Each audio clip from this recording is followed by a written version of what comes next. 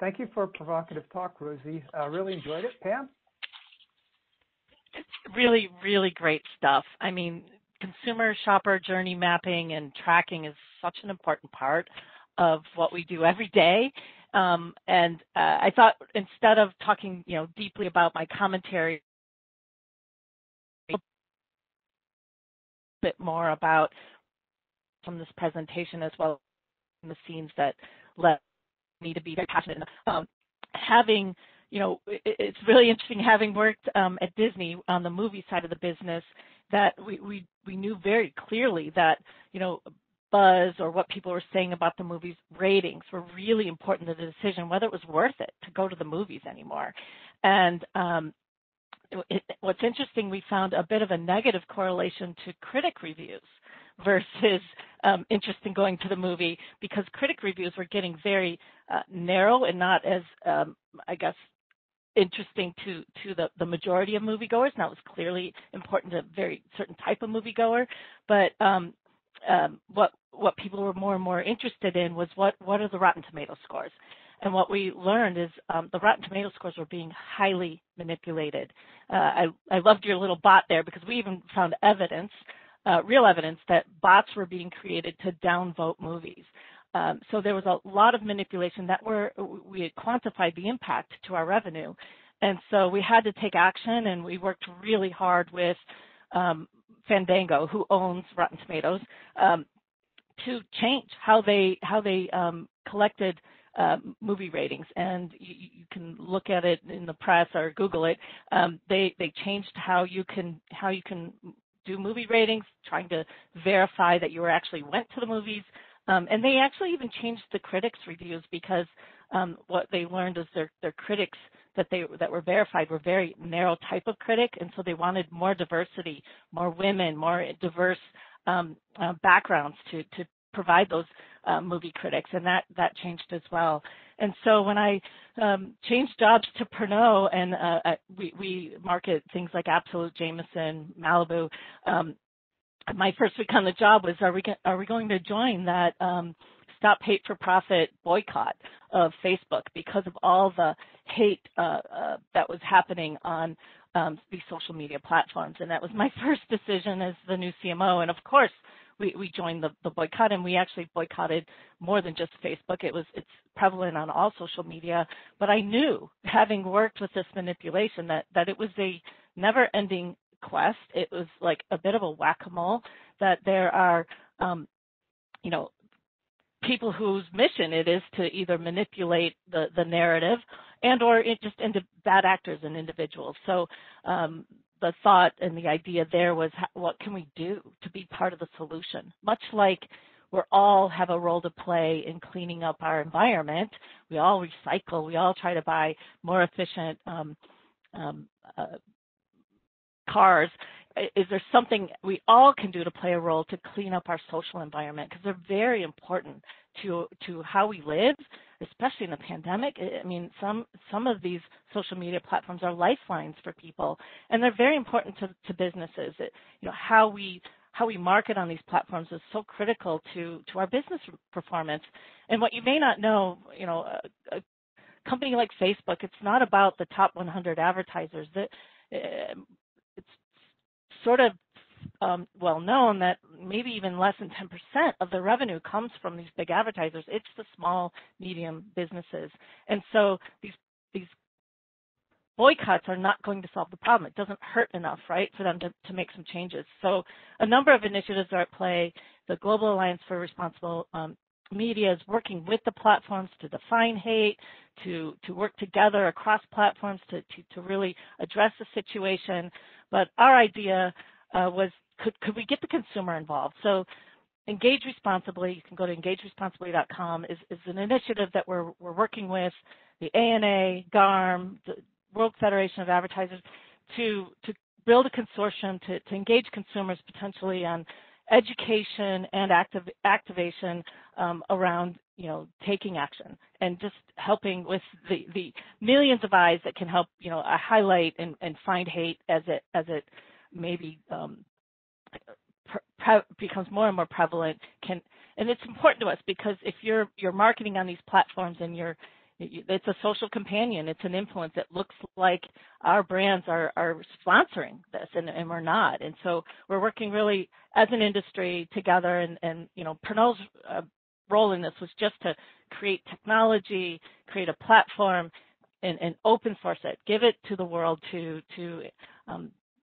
ask other brands to join, and we're just at the early stages of our journey, so more to come you'll hear on this. But again, we believe that consumer journey, the shopper journey is so important, and making sure that world is as clean as possible, as positive as possible is really important to our brand safety. So that is what we've been working on, and I just want to thank Rosie and Ryan and the whole team for this work. I was chatting with Carl, can't wait to package this and bring it to our company and to others. And I think there's so much more we can learn, because definitely we are social beings. Even the moment of consumption in food and beverage, especially in spirits, it's a social situation. So what others think, what the ratings are, is really important, not to just the research part of the journey, but also the satisfaction part. It's so much more enjoyable to enjoy a movie or a beverage with friends and colleagues, and it's got to be good, and that reinforcement loop of a great, satisfying experience is important. So thank you. Okay. Oh. There we go. Having a little challenge with my video switcher. Thanks, Pam. What a cool initiative to tap into the wisdom of communities for social responsibility. I don't see many questions yet, but I want to encourage everybody to type in a question, and I'll get things started with a couple for Rosie and Ryan. You do briefly allude to chatbots, but with their growth at all stages of the purchase funnel, and AI filtering into chatbots, I'm wondering what you think the implications of the framework are for that. Distal, proximal, information search, nature of social information. Just sort of, how have you been thinking about sort of non-human interactions? Mm-hmm. Ryan, can I ask you to respond to that? Sure. Yeah. Sure.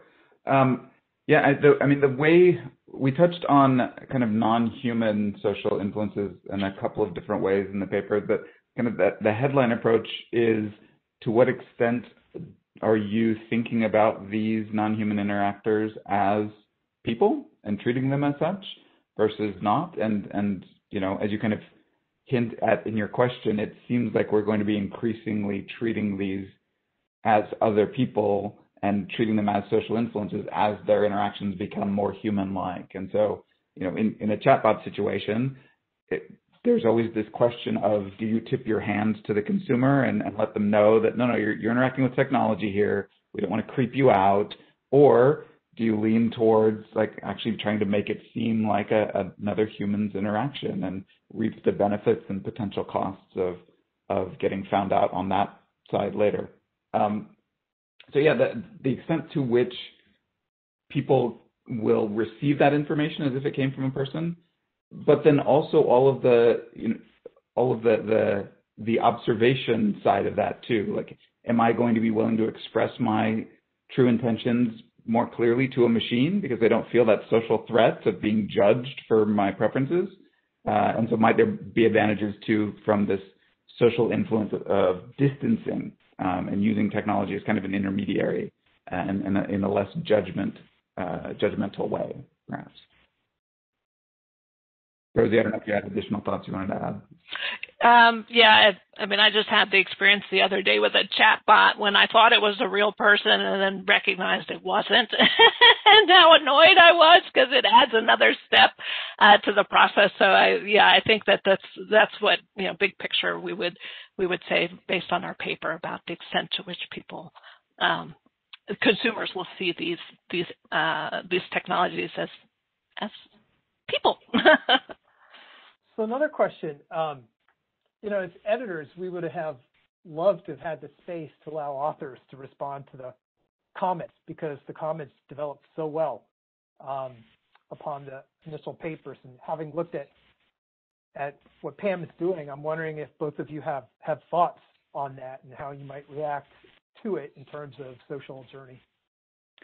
I mean, I can jump in real quick. One of the struggles that we had in putting the paper together was we took two enormous bodies of thought on customer journeys and on social influences, and then tried to mass them together into a paper where we and the helpful editors were telling us it's too much, we need to condense that. So we were embarrassed by, knowing that we were just carving off relatively small portions of both of these big bodies of ideas.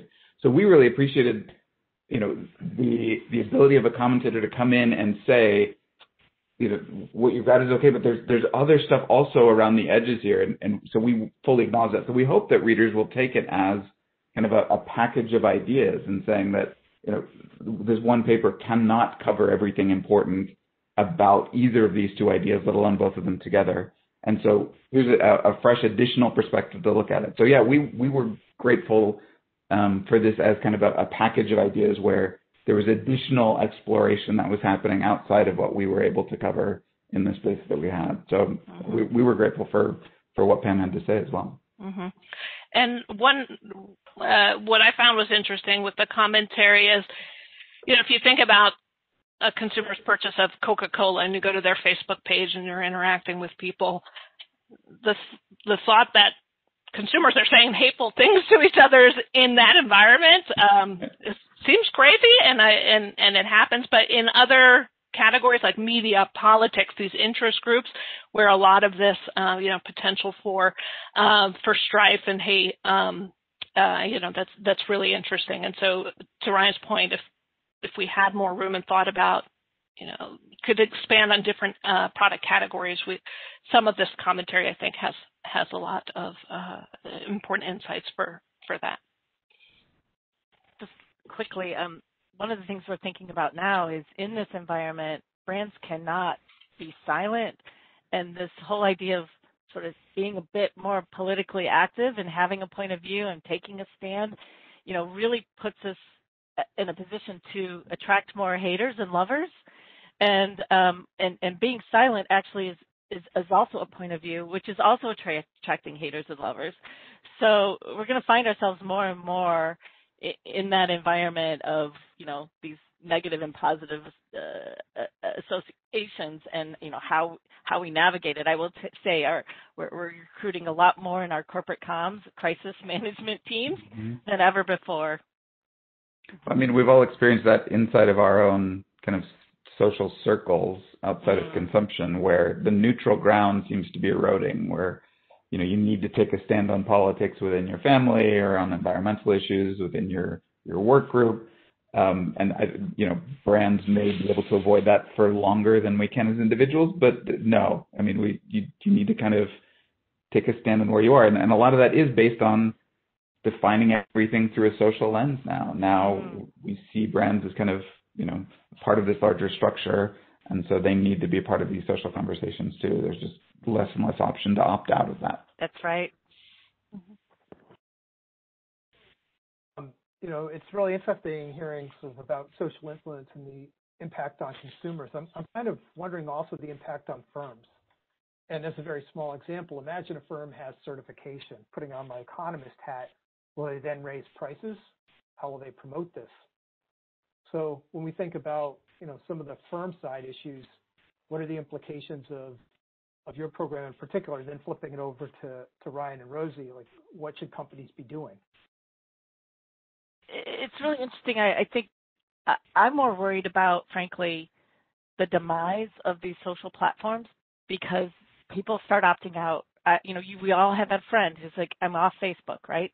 And if there's fewer and fewer eyeballs, my marketing becomes less and less efficient and effective, and all of a sudden my ROI on my media goes down. And think of all the small and medium large businesses that they only exist because they are able to advertise in these platforms.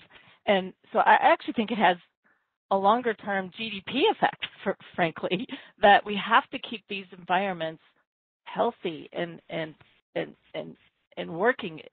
We can all put ourselves in the future and say, there's, the old way of marketing is never going back. It's going to continue to evolve around mass personalization, and we need right now to start cleaning up these environments. So we see it as both an economic and a return on, we call it, we very focused on ROI, return on investment, but ROR is just as important, return on our responsibility to play a role in helping ensure the long-term sustainability of these social platforms, because they're critical to our business and they're critical to humans.